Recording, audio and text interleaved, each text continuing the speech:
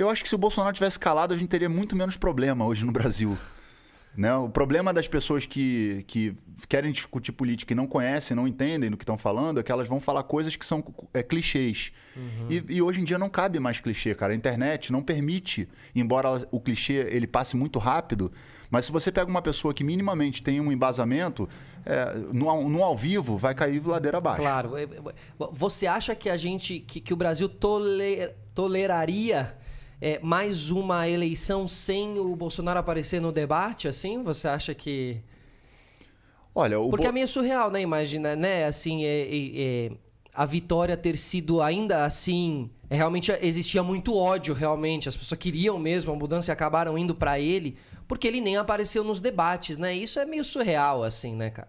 Isso foi uma estratégia, né? Claro. Porque se ele aparecesse nos debates, as pessoas entenderam o quanto ignorante ele é. Então, mas ele vai ter que repetir essa estratégia. Não, mas aí assim. que tá. A diferença de 2018 para 2022, se a gente for fazer uma análise de contextualizar, em 2018 a gente tinha a gente tinha acabado de sair de uma coisa que eu chamo de um golpe à democracia, um golpe branco, porque ninguém vai me convencer ao contrário de que aquilo ali não foi um golpe, tá? Então depois você tem o Temer ali, o crescimento do Bolsonaro, a gente tem aquela primavera brasileira em 2013 que... Do preço do ônibus, do negócio do ônibus, que acabou gerando uma massa que foi bem manipulada porque a direita se comunicou muito bem e a esquerda perdeu a forma de se comunicar.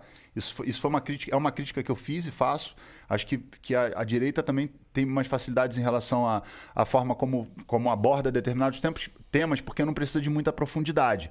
Para eu discutir com você uma questão social, eu vou ter que ir muito profundo para a gente poder entender por que a desigualdade cria criminalidade. Para a direita basta falar bandido bom é bandido morto.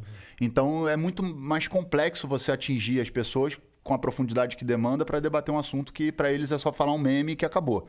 Então eu acho o seguinte, primeiro que o Bolsonaro naquela época tinha essa coisa, né?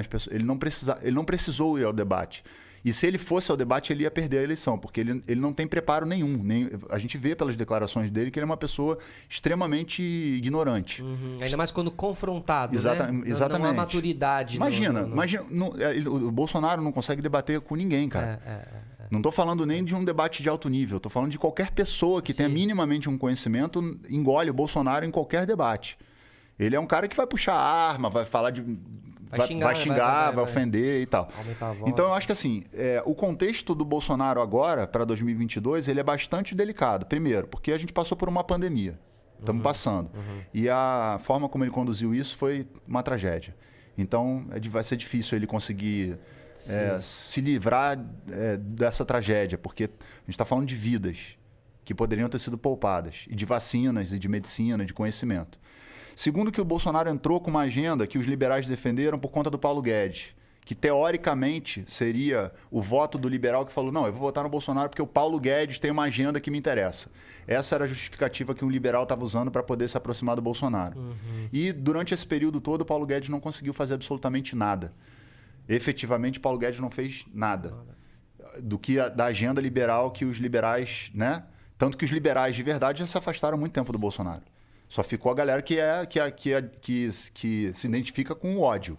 Sim, com preconceito, com racismo, com machismo, com a homofobia, com as coisas que a galera guardava no armário, que você não sabia que teu amigo tinha, mas que agora ele criou coragem para mostrar a cara. Então essas pessoas estão aí. Eu descobri outros... ainda estão com ele. Então, enfim.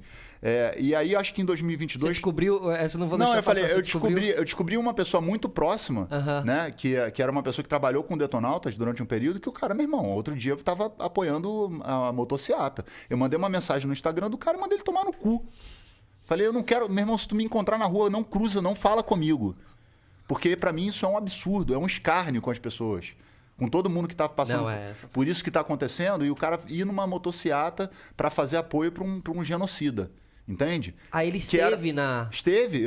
Quer dizer, eu nem sei se ele teve ou não teve, porque depois eu fiquei tão puto que eu não sei se a foto foi ele que tirou ou se era uma outra foto. Mas ele apoiou publicamente. Entende? Então eu não quero. Esse tipo de pessoa não me interessa, não tem diálogo. Essa pessoa está no campo da crença. Ela não está no campo da razão. Então não adianta. E eu cheguei e falei, meu irmão, não, se você passar por mim na rua, me erra.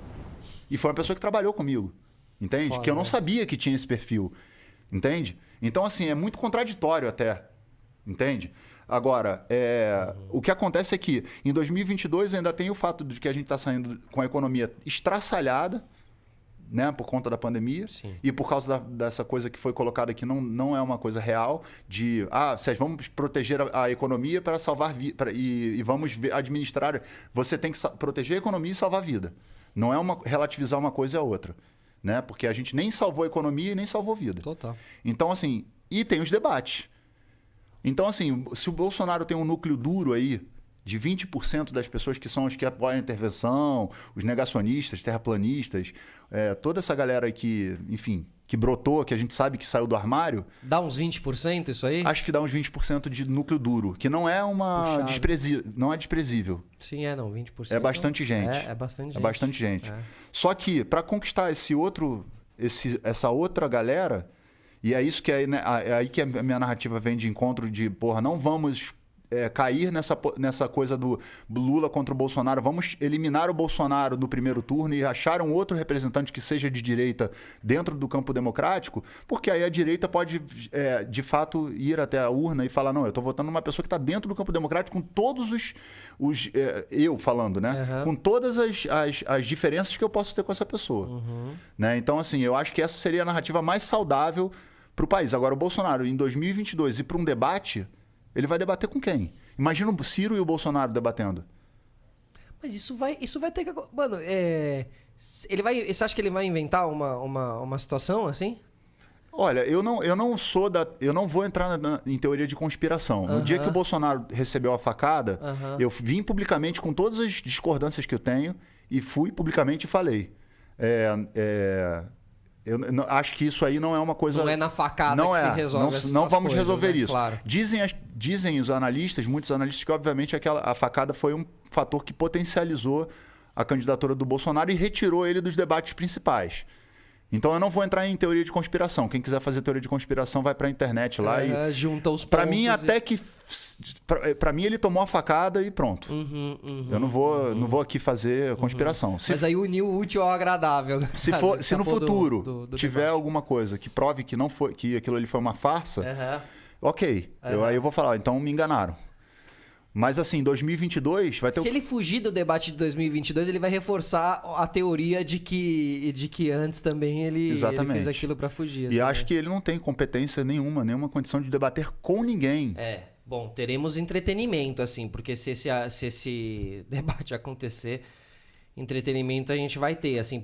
O Ciro estaria nesse debate também? Ciro, aí seria Ciro, aí teria o Lula, que é outra pessoa também que tem uma oratória, um conhecimento. Sim. Que... Seria um embate com o Bolsonaro interessante. Esse debate Ciro e Lula, por exemplo, é um debate que me interessa muito ser visto. Justo. Certo? Justo. Se você trazer mais um elemento, que seja o Dória, ou qualquer outro, o Mandetta...